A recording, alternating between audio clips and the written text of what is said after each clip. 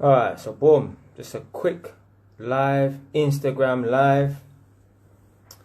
At the moment, I'm just editing my book, and I've come to a chapter where I was talking about my experience as an apprentice and when I passed out, i.e. when I became a fully qualified electrician. So there was one point where I passed out, became a fully qualified electrician, but I still had to ride around with my mentor for a couple of months until they sorted out all the paperwork and they provided me with my own van. Now this was only going to last for a few months anyway, but we ended up falling out. So in the electrical world, you have your basic electrician. Then you can start moving up levels. You can become an inspection and tester, which is like a commissioner. So for example, a man will rewire his house, and if he's not qualified to test and approve the work, then he needs to call a next man to come in and test and approve the work. Then there's another level where you can become an electrical designer, and from there on you can go to university, whatever, innit? So boom, I wanted to become an electrical designer. I thought, yeah, let me do the level 4 course. So I've got my level 3, but I want to do the level 4 course. So I decided, you know what, I'm going to do this thing. Gone down to my college, which is in Hertfordshire, Broxbourne, them sides there, quite outside of London. When I went there, they said to me, you can't just jump straight on to the level 4 course. You need to do the inspection and testing course. So I already have a level 3. I want to do the level 4. Inspection and testing, for example, is like 3.5. Yeah, it's right slap bang in the middle. The inspection and testing course is difficult. 70% fail rate, you know. So I said to them, alright, cool. I'm going to go ahead with this inspection and testing course first, and then I'm going to do the level 4 afterwards. That's what I planned. So because the inspection and testing course is so difficult, you have to know a book called the Guidance Note 3 inside and out. Literally. Yeah, that book there become your Bible, even if you're an atheist like me. So boom. Before I started the course, I already knew of this book. So the course was set to commence in about 3 or 4 months' time. But me, I'm a man, I like to prepare. Yeah. The best way to win a battle is to prepare beforehand. Yeah. So I've got this book, and I used to sit down in the van. I'm the passenger, he's the driver, my mentor's the driver. I sit down in this van and I used to read this book all the time. And me, I'm the one to, you know, if there's something more important to do, I'm engage in that rather than talk about some bullshit and have some useless nonsense conversation with a man. So I used to sit down in the van, and there used to be like literally moments of silence. Now me, I can handle silence. I don't mind awkward silence. But certain people, they hate awkward silence. Yeah? Me, I'm the total opposite. So I'm there reading this book, and I can see it's getting my man annoyed or whatever. But I don't give a fuck. I like to utilize my time. So instead of doing it at home, why not just do it at work when I'm driving around for half an hour doing nothing? Yeah, when I could, you know, have more free time for myself, or more time at home to study this book and learn more. So boom, this is going on for a couple of weeks. I'm reading the book or whatever in it. Now don't get it twisted. It weren't like he was driving around with a dead body in the passenger seat, but I weren't engaging in conversation with him that much because I was reading the book. And he's getting pissed off. So my man's an electrician like me, obviously. Yeah, he's my mentor. We've gone to look at a property that needs rewiring, yeah? Empty property. We've turned up to the property. His dad is there and his uncle is there. They're carpenters. Them man, they're all just standing around having some bullshit conversation. I ain't interested. So I said, my man, pass me the key in it. Let me go and sit in the van so I can read this book. Yeah, because inside the property is cold, innit? So let me go and sit in the van. Boom, sat in the van, turn the engine on. I'm sitting in the passenger seat, turn the engine on, put the heating on, full blast, done now. I'm a black man, so I like to be warm. My man's come out of nowhere after about 15 minutes. I'm reading peacefully, you know. Bust the driver's door open, innit? Yeah, and he locks the engine off. He's like, oh, you're wasting the company's fuel. Yeah. That first of all, right, this is the same man I witnessed teeth in materials, teeth in cable, teeth in this, teeth in that, whatever, from the company, innit? So the man want to talk about wasting the company's money, but you're stealing. Yeah, I think that's fucking worse. Yeah.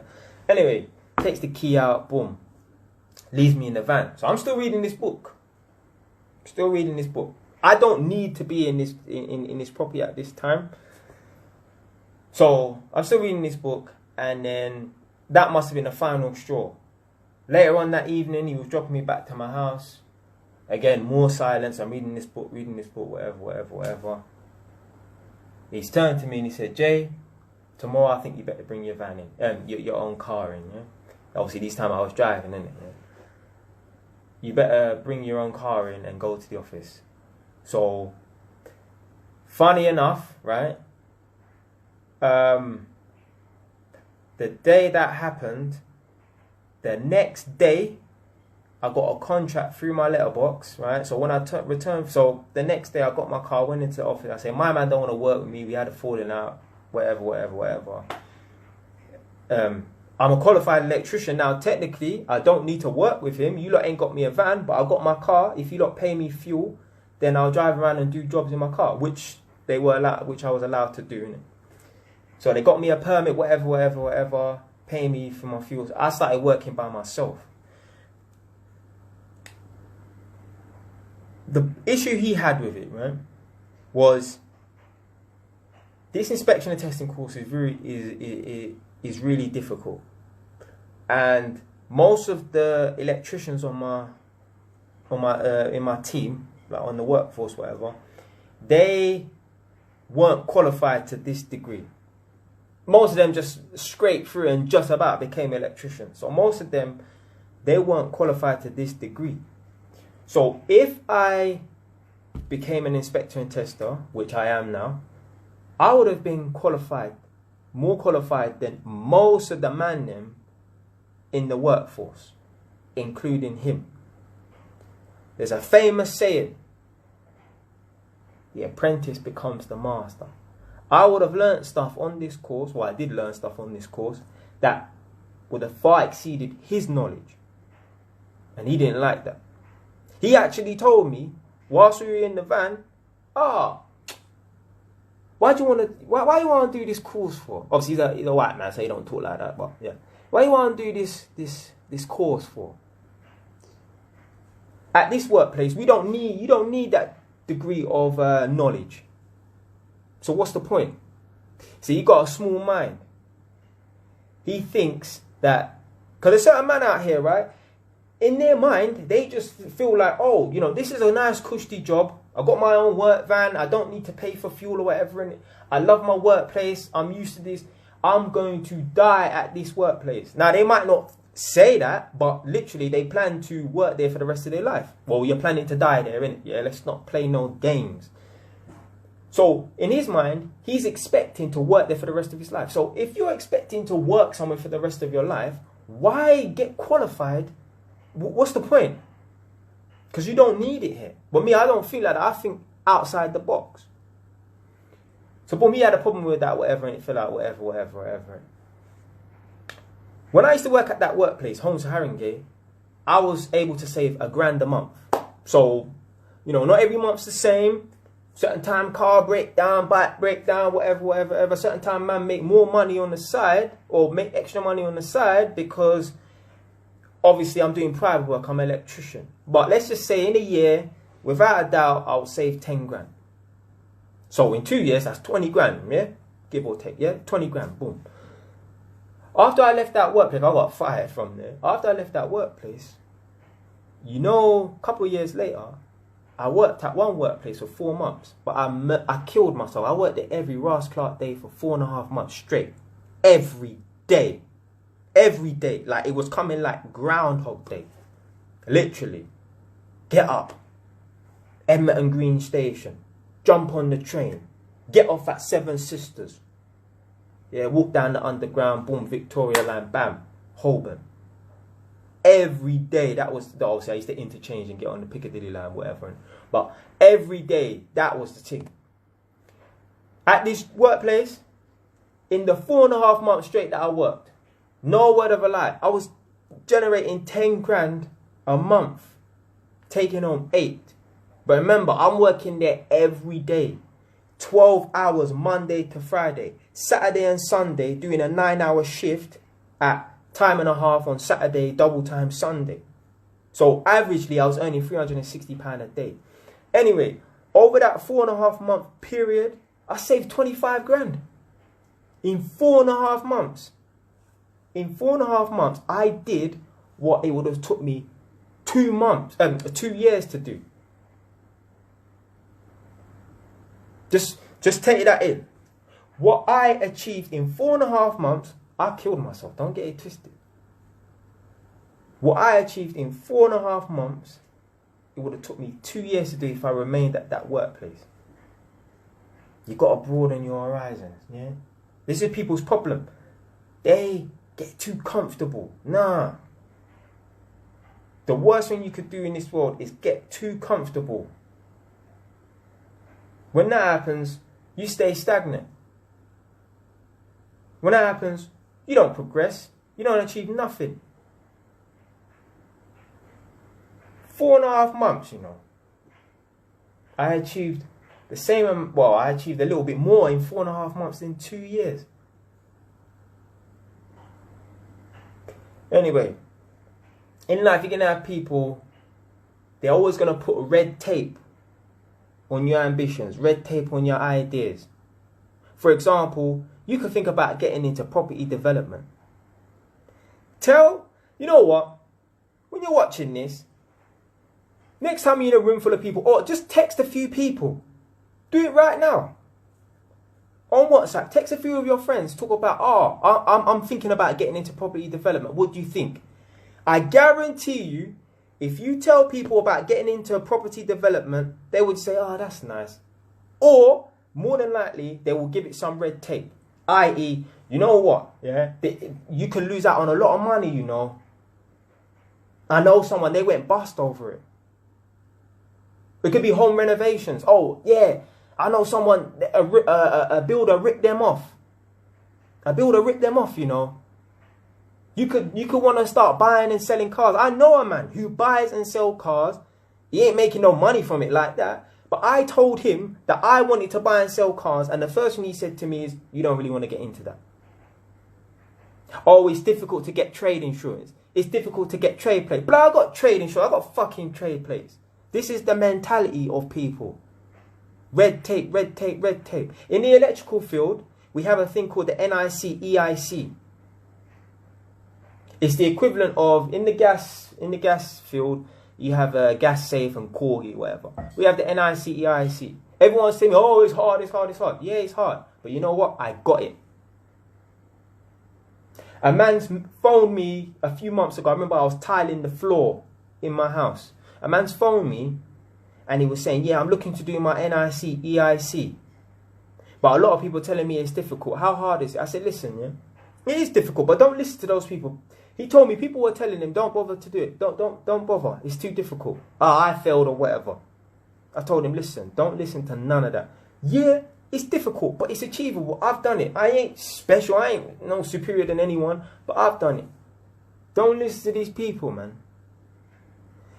When you tell people your dreams, your ideas, whatever, and they try and tear them down, that's a reflection of their self-belief, which is non-existent. And unfortunately, you know what? This comes in the form of our parents as well, you know. I've seen parents tell little children. I know a little girl, she likes to do the splits. She's a gymnast. She's very talented. You know, there's certain people, they're naturals at certain stuff. There's certain people, they're naturally fast runners, exceptionally fast runners. Certain little kids, they're naturally and exceptionally flexible. Like, you know, like when they all sit on the floor and put their fucking leg behind their head. Boy, listen, I'm a Ras Clark black belt. I've been doing this 20 years, 21 years soon. I can't even do the splits. I know a little kid who's doing the splits in the kitchen, you know, just being a child. And the child is in the kitchen amongst a bunch of adults, including her father. She's doing the splits, and the father says, stop showing off. Stop showing off to everyone. The only thing you should be saying is, you know, be careful, whatever, innit? Or this ain't really the space to be doing this. Go and do that in the living room where we've got more space. The father is telling the child, stop showing off. So basically what the father is saying is, don't show people your talent. Suppress your talent. What do you think that does to a child? Subconsciously. It makes them think, oh, I don't have, like, you know, I don't have any talent. I have nothing to offer the world. No, you should be telling that child, let me go lower. I want to see you go lower. Or if it takes you 5 seconds to get into the splits, I want to see you do it in 2. But these parents, they suppress their children's talents. I've even met parents before. They've told me, oh, I don't want my child to go to private school because they think I think they will think they're better than me. How pathetic is that? So if you had the money, you wouldn't send your child to private school because you're scared that your child will think that they're better than you. Because you know, when children go to private school, they speak with eloquence and whatever. So the reason why you would hold your child back, and I'm not saying private school is the be all and end all, but the reason why you would hold your child back is because you're scared that they will think they're better than you. First of all, why do you care if anyone thinks they're better than you? And secondly, that child could never think that they are better than you. Do you know why? Because you as the parent put them there. How can... That don't even make no sense. How can my child think they're better than me when I put you in that position? That's like you buying your child a better car. That's like you as a parent driving a Vauxhall Corsa, and you buy your child a Mercedes C43, for example. They'll be a fucking dickhead to be gassed and think, yeah, I'm better than you. I'm driving a better car. Hold on a minute, fool. I bought that car for you. What are you talking about? The only reason why I'm not driving a car like that, I don't care about driving the latest car. That don't mean nothing to me. And there are people like that. I've driven past like mansions and stuff like that, and they're just mediocre cars outside. Nothing special. Now, you never know. It might just be guests and stuff. But on a number of occasions, I've driven past certain mansions, big, massive houses, and there's just mediocre cars outside. Literally, Vauxhall Corsa or just a BMW. You'd think, oh, someone lives in a mansion, they must be driving a Ferrari, or they must be driving a Jaguar F-Type R. But anyway, my stomach's growling now, so I thought I'd just make this quick video. I'm going to end it now. But, you know, I've touched on a few points in this video. I thought I'd just do a quick live stream. But there's so many people out here. Yeah. Their own insecurities, they push their own insecurities on other people. They don't want to hear that other people want to make progress in their life, because it's almost as if they feel like they're being left behind, or they feel like they can't do it themselves. So they don't want no one else around them to succeed. If you've got people like that around you, you minimum, you need to be aware of it. Literally, you need to be aware of people like that and their mentality, and at best you should really distance yourself from them, because all they're going to do is weigh you down. They're going to weigh you down because themselves, they got this victim mentality. Oh, because I'm from this background, or I'm this or that, I can't achieve. Anyone can achieve. We can all achieve, no matter your skin color, no matter what council state you grew up on, no matter what's happened to you.